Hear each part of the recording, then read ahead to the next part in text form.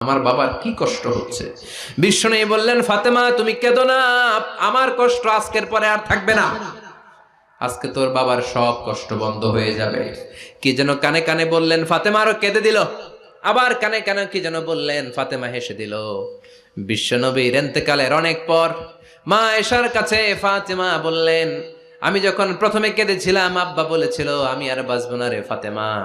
আবার কানে কানে একটা কথা বলার পরে হেসেছিলাম, আব্বা বলেছিল আমার পরে আমার পরিবার বর্গের মধ্য থেকে সর্বপ্রথম তোমার সাথে আমার দেখা হয়ে যাবে রে ফাতেমা। অল্প কয়েক মাসের ব্যবধানে সাইয়েদাতুনা ফাতেমা উনিও ইন্তেকাল করলেন। বিশ্বনবী শোয়া থেকে উঠতে পারে না। এক সাহাবীকে দেখলেন মেসওয়াক করছে।